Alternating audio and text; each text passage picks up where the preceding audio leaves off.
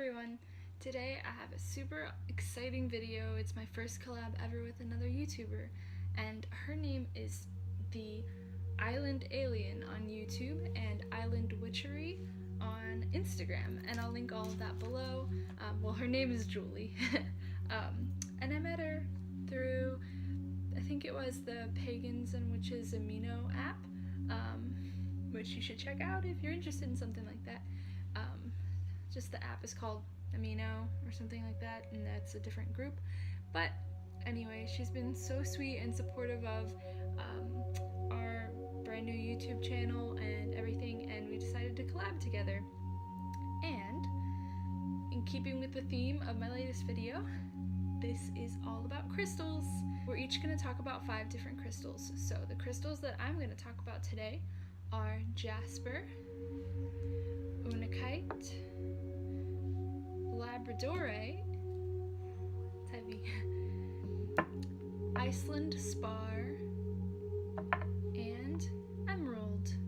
So those are my 5 that I will go into some detail about. And don't mind me, I have some notes here. I remember everything that I know personally about crystals, but research is something else. I have to write a lot of those things down, like associations and all of that.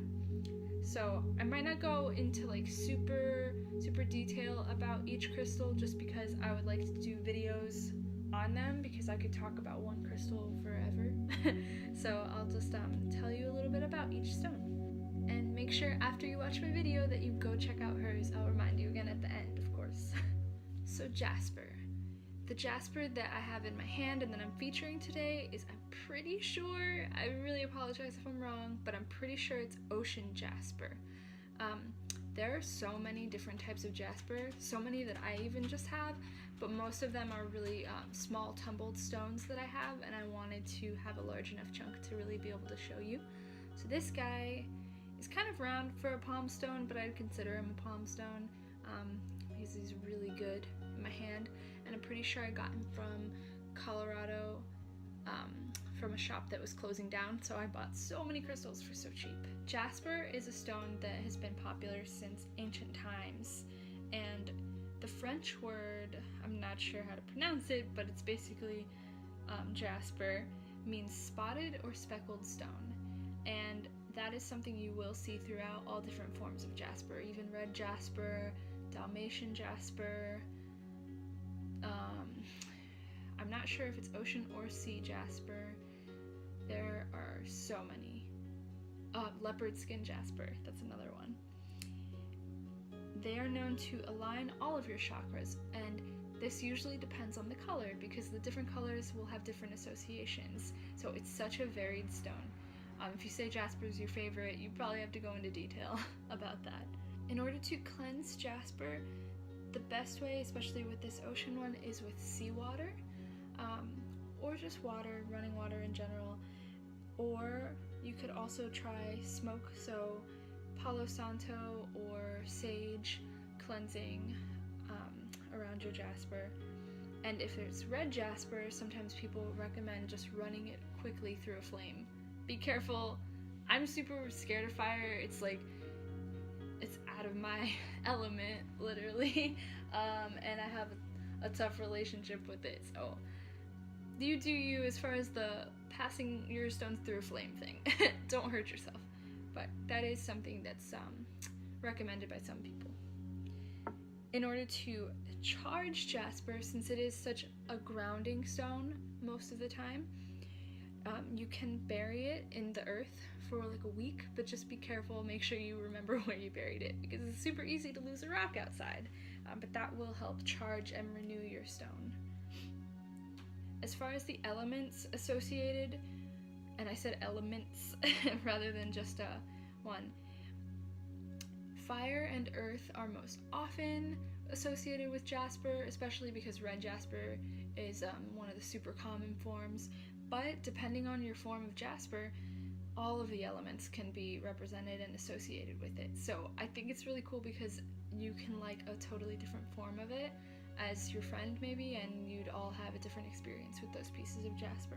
I don't have any super like personal stories about jasper. It's just something that I've always, had a piece of here and there, all different types.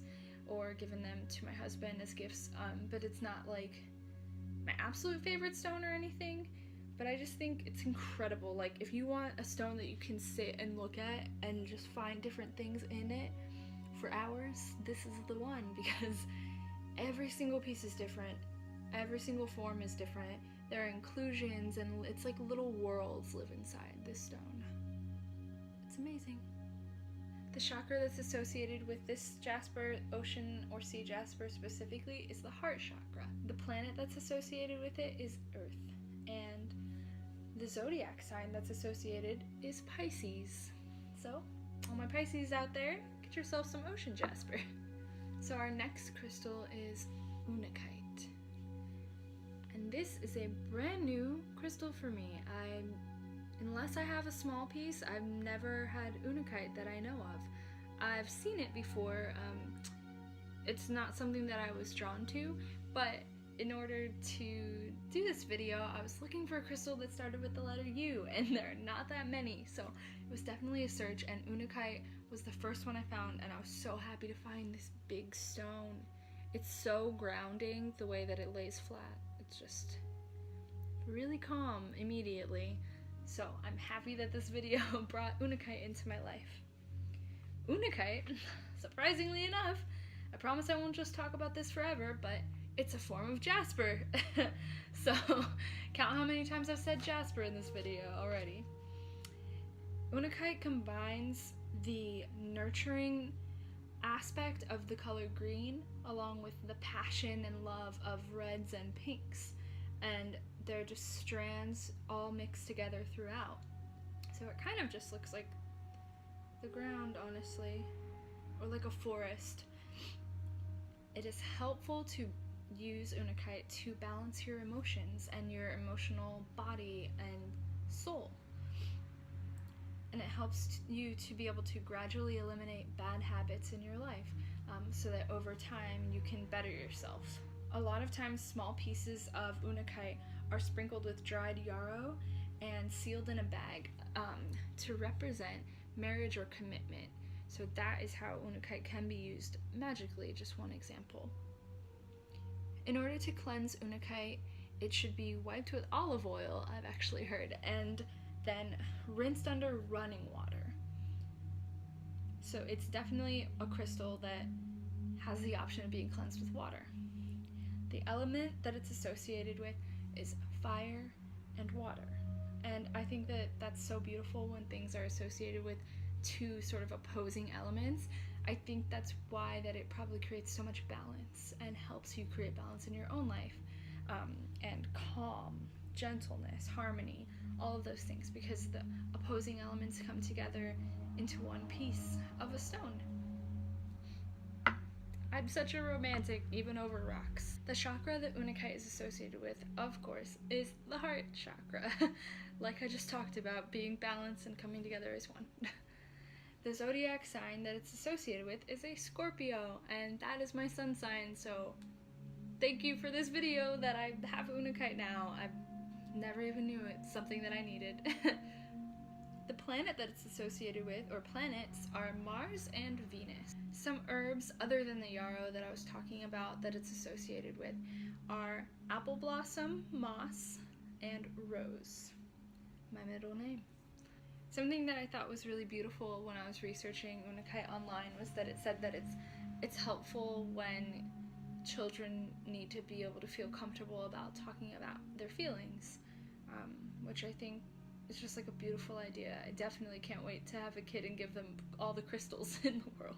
Overall, Unakite is one of my brand new favorites, and it is such a calming, gentle symbol of like commitment and help, honestly, to yourself.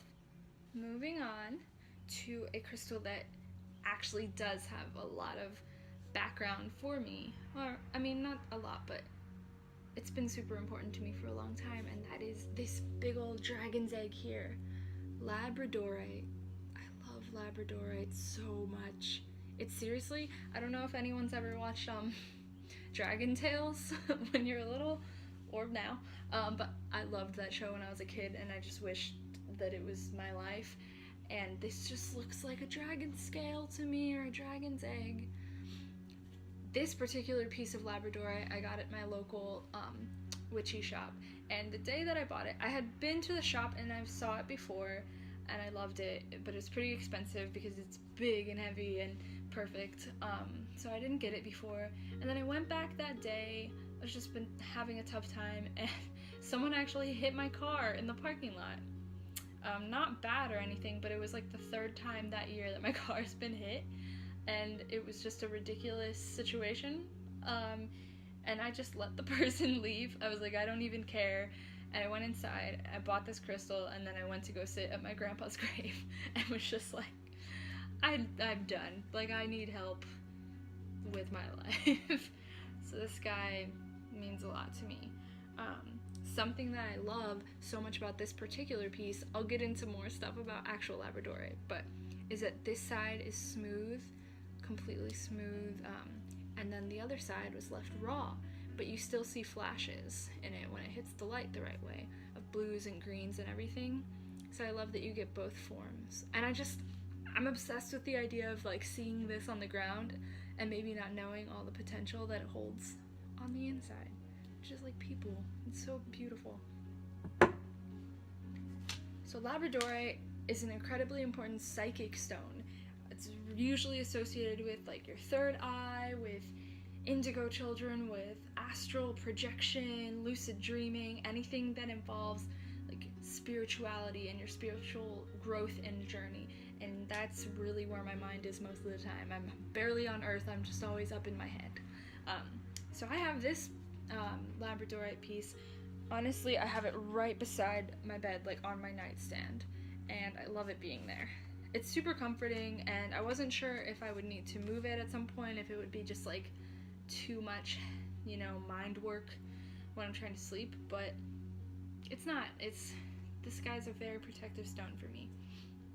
And Labradorite is known to protect your aura, so that makes a lot of sense. It's also been known as a shaman's stone, so a very good stone, a seer stone. It just seems so wise, like a dragon, honestly. So I just love it.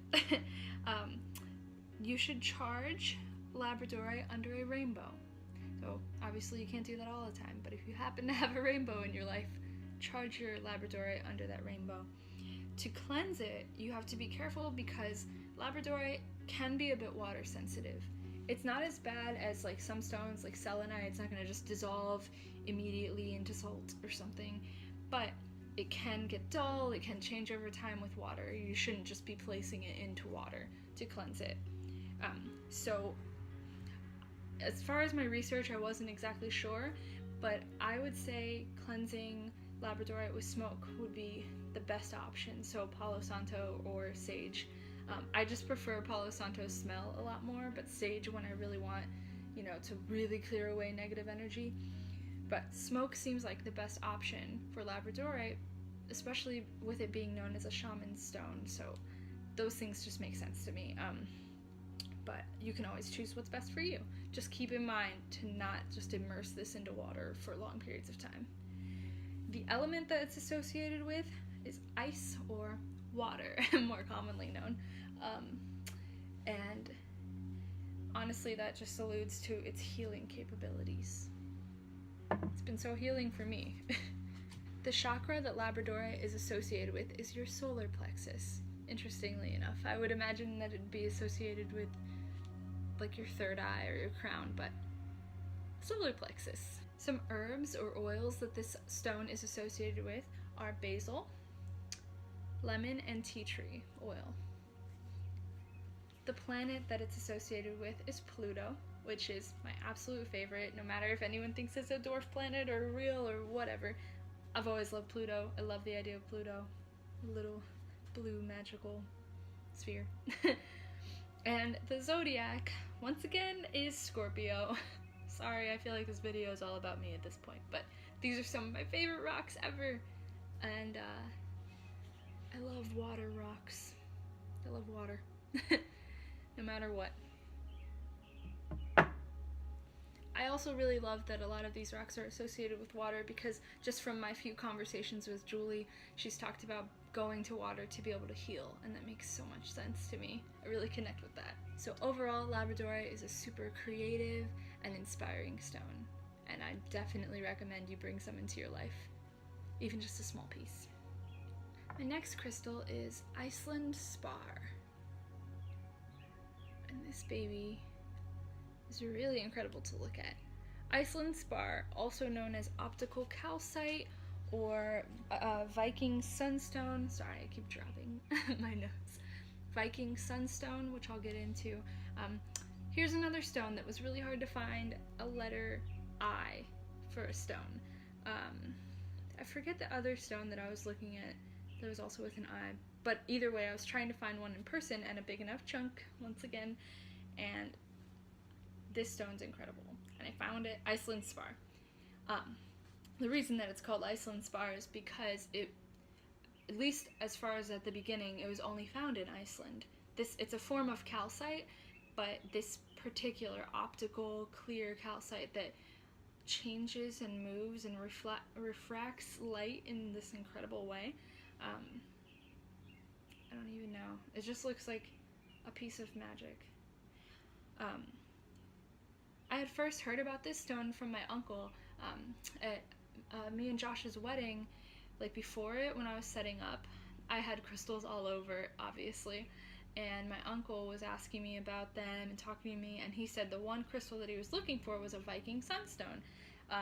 And the story is that the Vikings used it sort of as a compass to be able to find the sun in the sky when it was hidden behind clouds and everything, because holding this up reflects or refracts light in a certain way. Science. So they could be able to find the sun and therefore know which way is north and all of that when they're sailing out at sea. And I found one online on like Etsy, and I sent one to him as like a thank you gift after the wedding. He was so happy, and now I have a piece of my own. Iceland is a place that I've never been, but I'm obsessed with. I have a tattoo right here that says Reika. It's an Icelandic word, and it means wander. So I love Iceland. I love the band Sigur Rós. I don't know. I need to go. It's like my dream place. Hopefully I love it when I actually get there. But having a stone from Iceland is just like this incredible thing to me. So I know it seems like I have more personal stories the farther I get, but there you go. This is something you can't look up online. So Iceland Spar is associated with clarity and clearing of, any life's problems, negative energies. To me, it almost seems like a stone that wouldn't need to be cleansed or charged or anything. It seems self-healing, and it seems like a unicorn, to be quite honest. It's associated with the crown chakra, and as far as zodiac goes, it's associated with Leo, which I find really interesting because I kind of have a weird feeling. I don't know. Leos are probably wonderful, and I know a Leo that's really kind, but then I know a lot of other Leos that are very arrogant or confident. They're on that borderline. It is the lion. There's nothing wrong with it. I think I just have a problem with it, maybe because of my own insecurities. So it's this weird opposing type of person to me. But it's okay. I love lions. But that is the zodiac it's associated with, which makes sense to me because it just seems like a powerful stone, like the boss. Iceland Spar would not be recommended to be put into water. To me, it looks very similar to selenite, which you should not put in water. It will dissolve, and it's such a soft mineral that it will break down. So you should definitely not cleanse it in water. There's not as much research on just Iceland Spar. There is more research on the calcite as far as properties and associations, but I would imagine the element for this is ice. It'd make the most sense to me. Ice or water. It's used to clear away negativity.